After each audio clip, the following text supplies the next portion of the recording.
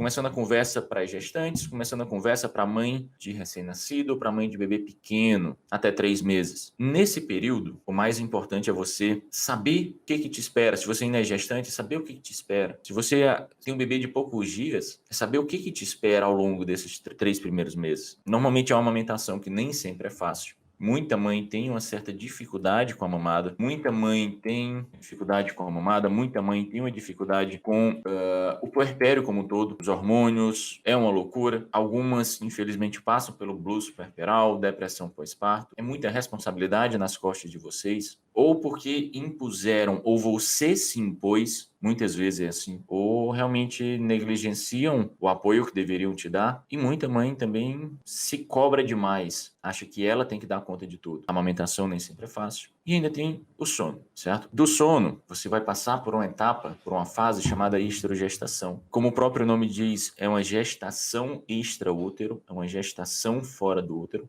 Existe uma teoria, acredita-se que o bebê precisaria de 12 meses de gestação, mas ele não passaria pelo canal do parto se crescesse tanto assim, se ficasse tanto tempo assim, seria incompatível com o canal de parto. E aí ficaria a gestação de 9 meses intraútero e mais 3 meses extraútero. Por isso o nome estrogestação. Sabendo disso, seguindo por essa teoria da esterogestação, mesmo no ambiente extraútero, você teria ou terá que proporcionar as mesmas condições ou condições muito parecidas com as condições do útero. Aquele ambiente quentinho, aquele ambiente apertadinho, que é o útero, aquele ambiente mais escuro, certo? E muito contato, muito assim, aquela sensação de segurança, de proteção, de conforto e muita sucção. O bebê intraútero, ele suga muito o líquido amniótico, tá? Tem vários, é fácil ver isso no YouTube, um ultrassom e o bebê mexendo a boquinha, sugando, certo? Então é muita sucção, é muito contato. Claro, existe regra para isso? Não existe regra para isso. Alguns bebês vão precisar de muita sucção, outros vão precisar de menos. Alguns bebês vão precisar de contato, outros vão precisar de muito contato. Então não tem regra para isso. Fato, todos vão precisar, certo? E o fato dele precisar desse contato, o fato dele precisar dessa sucção, parece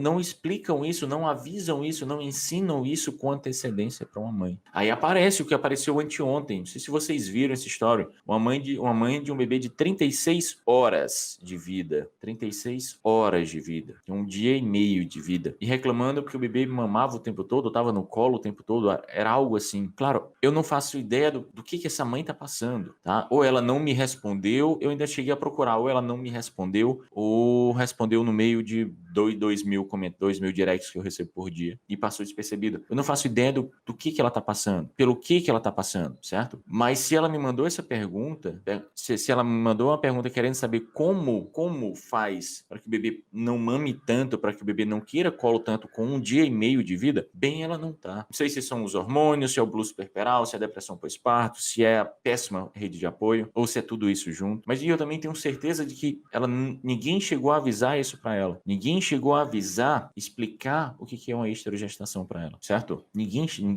Não é possível. Se alguém já tivesse explicado para ela, ela saberia que não adiantaria muito. A verdade é que não adiantaria muito a pergunta, certo? Então, para quem está gestante e está me assistindo, para quem ainda é mãe de bebê recém-nascido, mãe de um bebê pequeno com menos de 3 meses, entenda o que é a esterogestação, tá? Tem uma aula só sobre isso no meu canal do YouTube. Se você pesquisar Dr. Dilo esterogestação, tem uma aula só sobre isso. Então, assista, tá? Entenda o que é a esterogestação, se informe sobre isso, certo? Porque você vai precisar, porque o teu bebê vai precisar de sucção, o teu bebê vai precisar de colo. Então, é preciso saber disso para que você possa se preparar psicologicamente, se possível, preparar uma rede de apoio para te ajudar. E aí é aquela coisa como a Natália falou ontem, infelizmente a live não ficou salva por um erro do YouTube. A Natália falou ontem, é o ping-pong. Uma hora dava pro pai, o pai ficava no colo, outra hora voltava e ficava indo e voltando. Para ser um pouquinho mais sustentável. É você saber que você certamente vai se beneficiar com o sling.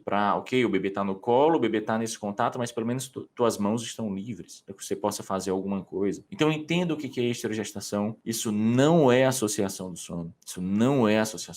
Pode ser que com o período, pode ser que com o tempo, acabe se desenvolvendo uma associação, mas não é algo que você deve se preocupar nesse momento.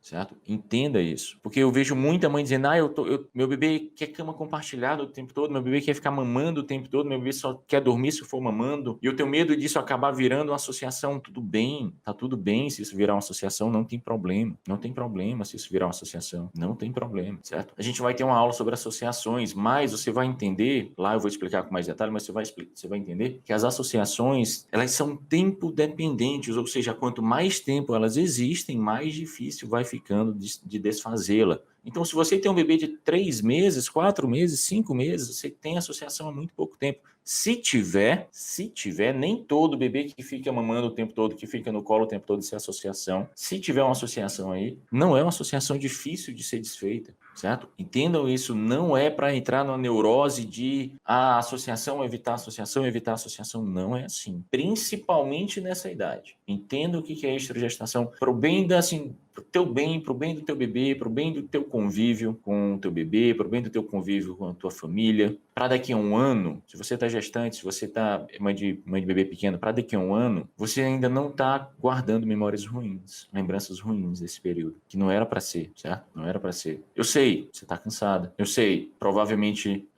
não está achando a coisa mais gostosa do mundo que as pessoas falam que é. Tá tudo bem, é pesado mesmo, tá? É pesado mesmo.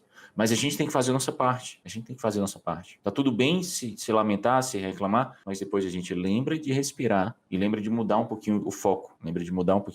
Certo? Fazer força mesmo, se esforçar mesmo para ver, tem coisas boas acontecendo, tá? E o que você deve fazer? O que você pode fazer nessa idade? Você pode ajustar tudo da rotina do bebê. Ontem eu falei, é porque não ficou salvo, infelizmente, mas ontem eu falei com a Natália, ela conseguiu com 2 meses e meio. Por quê? Porque ela começou com 15 dias, certo? Anteontem, essa ficou salva. Eu falei com a Aline e o Neumar, se eu não me engano. Se minha memória tá boa. Aline e Neumar são pais de trigêmeas que conseguiram com 3 meses e pouquinho, que me acompanhavam aprenderam desde a tá? Aprenderam desde a gestação. Significa que todo mundo vai conseguir com 3 meses? Não é assim, tá? Por isso que eu gosto de bater muito na tecla de uma coisa chamada regra dos 6 meses. Façam isso, aprendam, executam, esperando tirar benefício, ter melhoras daqui 6 meses. Muitas de vocês vão conseguir antes. Algumas de vocês vão conseguir depois dos 6 meses. Em mais de 6 meses. Acontece, certo? Mas a maioria vai conseguir em até 6 meses, certo? Regra dos 6 meses. Eu prefiro que você internalize isso para não ter expectativa de mais, mas para também você não ter expectativa de menos, achar, não, isso aqui nada funciona e joga tudo para cima e vai esperar 3 anos. Então você pode ajustar tudo da rotina, soneca, ambiente, ritual. Você pode e deve, se você ainda tem essa oportunidade, você só não deve pensar em associação. Ainda não. Vai ter um momento para isso.